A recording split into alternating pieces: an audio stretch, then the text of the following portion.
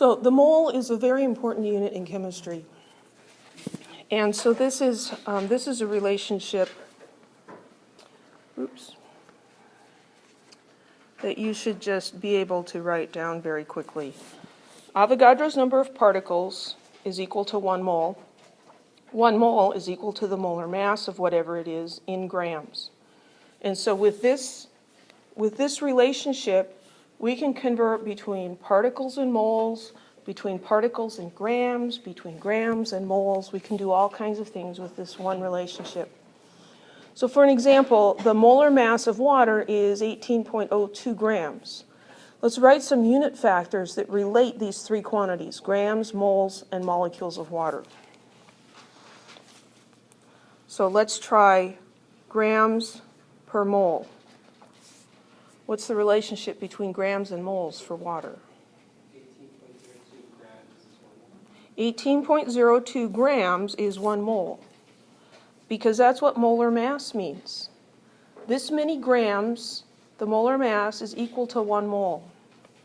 So we can write it that way, or we can flip it upside down.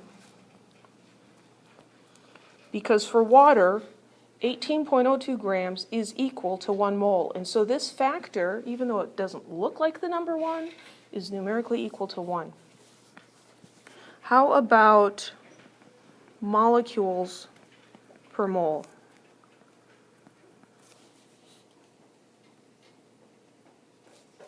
What's the relationship? Well, molecule is the name of water's particle. So we could stick that in there.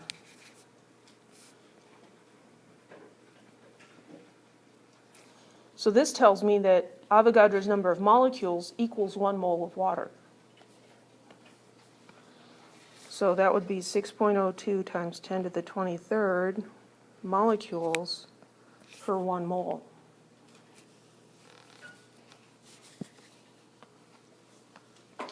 What if I needed units of grams per molecule? I'm going to start that one over. Molecule. What's the relationship between grams of water and molecules of water? 18.02 and Avogadro's number. I can pick any 2 of these units. Now let's even fill this out a little bit more. The molar mass of water is 18.02. So if I want grams to molecules, it's 18.02 to Avogadro's number. If I want molecules to moles, it's Avogadro's number to 1. Grams to moles, 18.02 to 1. Moles to grams, you get the idea? So we can make a whole bunch of conversion factors from this one relationship. And we can write this out for any substance, for any element, for any compound. The only thing that's going to change is the number here, and we just learned how to calculate the number, molar mass, and the name of the particle. It might be ions or molecules or atoms, but it's still a particle. So what's the mass of 8.25 moles of helium? Well, let's write this down. 8.25 moles. And we're going to have a unit factor here. What is the mass? It doesn't give us a unit. What's a common unit of mass in chemistry? Grams. So we'll do this in grams. So I want grams, and I would need to divide by moles so that the units cancel out. What's the relationship between moles and grams for helium?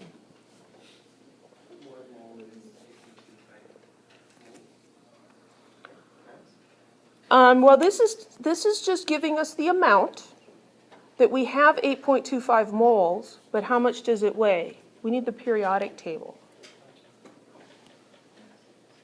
So the periodic table tells us that 1 mole weighs 4 grams, right? 4.003. 4.003. So the molar mass requires a look at the periodic table. If it's an element like this, helium is not diatomic, then it's just the number under the symbol. If it's a compound, then we have to calculate the molar mass, but that's not too bad. So the mass of 8.25 moles would be 8.25 times 4.003. So it's going to give us 33.0 grams of helium. Any questions?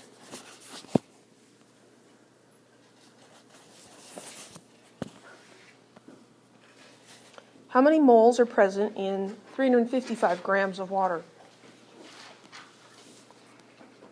Well, 355 grams of water times.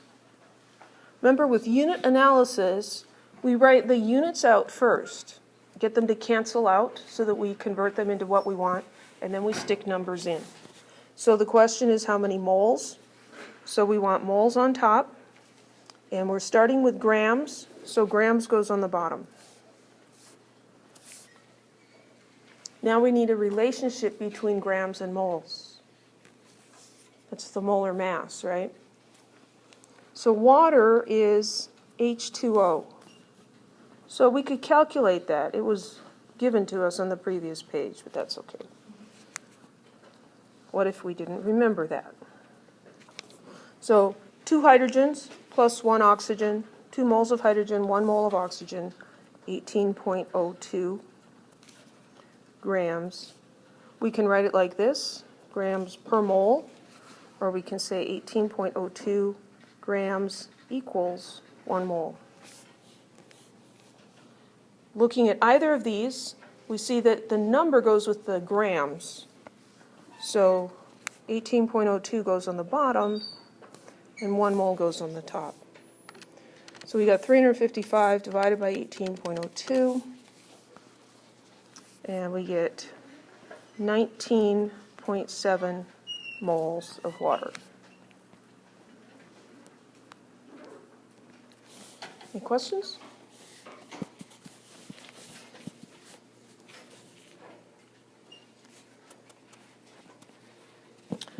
What is the mass of 7.75 times 10 to the 22 formula units of lead-2 sulfide? PBS, not public broadcasting system.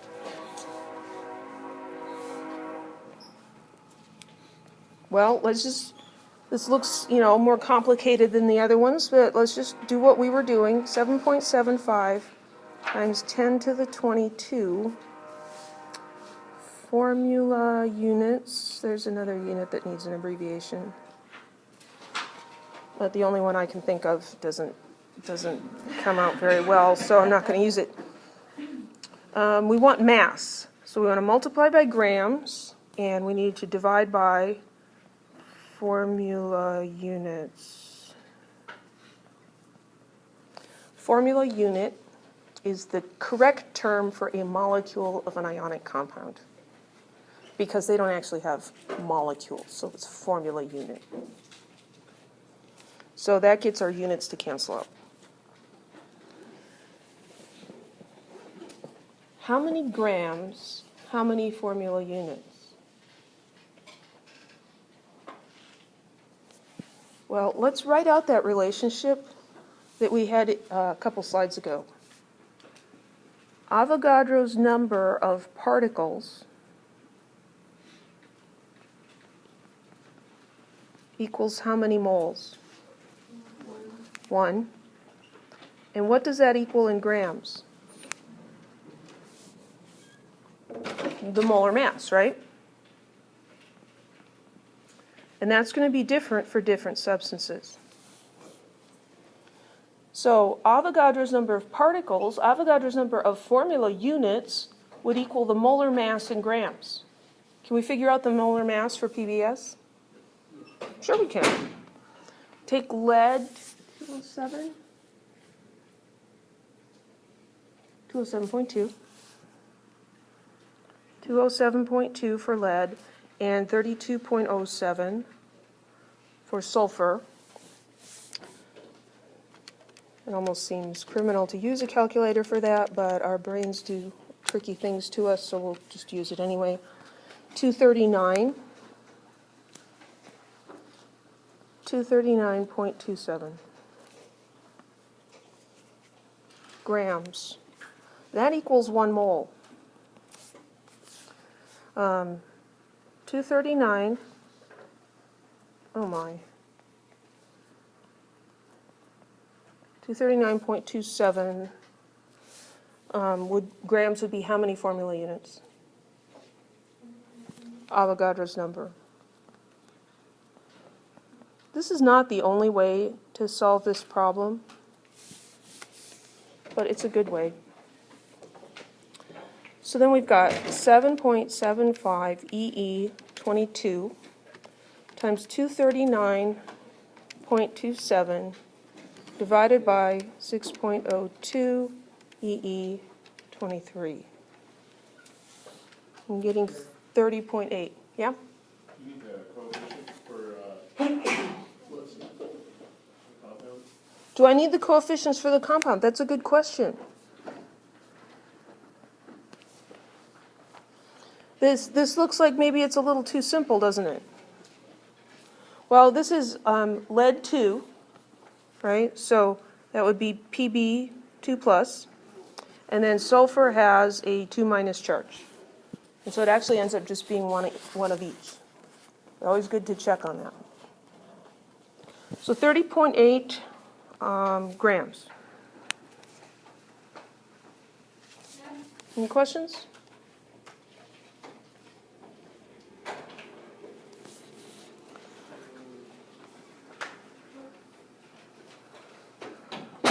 How many molecules in 0.175 grams of fluorine gas? Well, 0.175 grams, and then we want to multiply by molecules and divide by grams. Well, using our little note up here, it's always going to be Avogadro's number in front of the particles. Here it's molecules. 6.02 times 10 to the 23rd. It's hard to remember to leave enough space. That's going to equal how many grams? The molar mass. We have to calculate it. What's the formula for fluorine gas? F2. So a common error would be to forget the 2. So 2 times 19 is 38 grams per mole, or grams equals 1 mole. But see, 1 mole equals this many particles. So this is 1 mole up there, the 38.00 down there, 0.175 times 6.02 EE23 divided by 38. And we're getting 2.77 times 10 to the 21 molecules.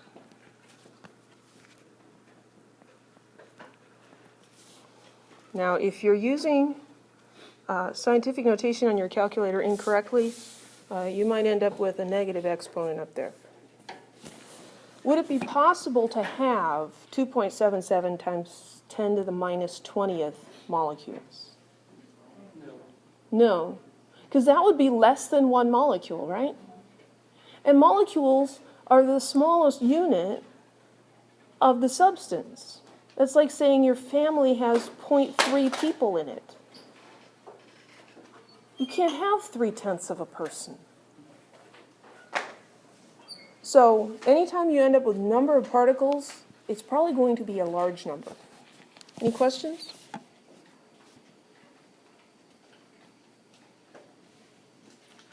Well, here's a good question. What's the mass of a single molecule of hydrogen? Is this going to be a big number or a small number? Small number, because a molecule of hydrogen is too small to see, right? There aren't any numbers in the problem. This is a problem. So what are we starting with? What does single mean? 1. So really what it's saying is find the mass in grams of one molecule of hydrogen. 1 molecule.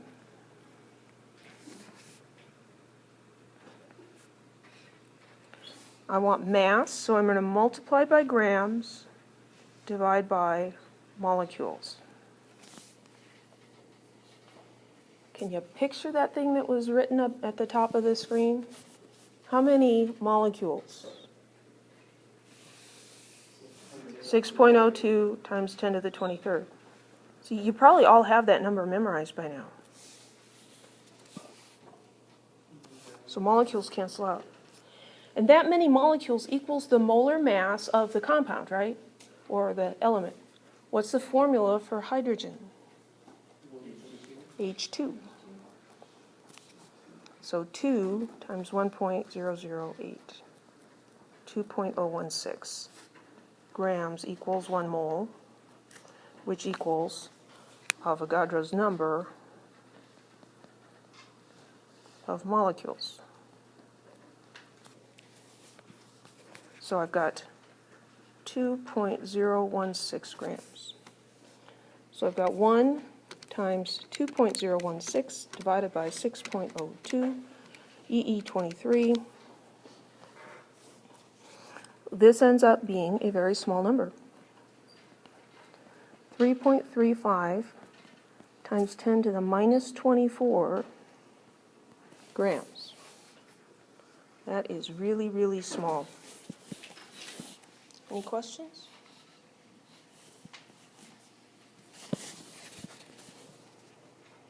What's next? Okay, I don't want to talk about that just yet. I want to tell you a story.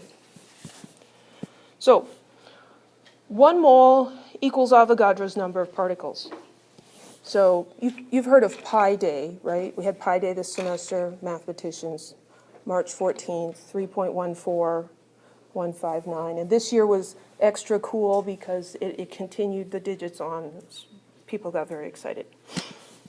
Well, chemists have a special day, too. The Star Trek fans do, too. Do you know what it is? May the 4th be with you. Yeah, May the 4th. Star Wars, sorry. Star Wars, Star Trek. I can't remember my children's names.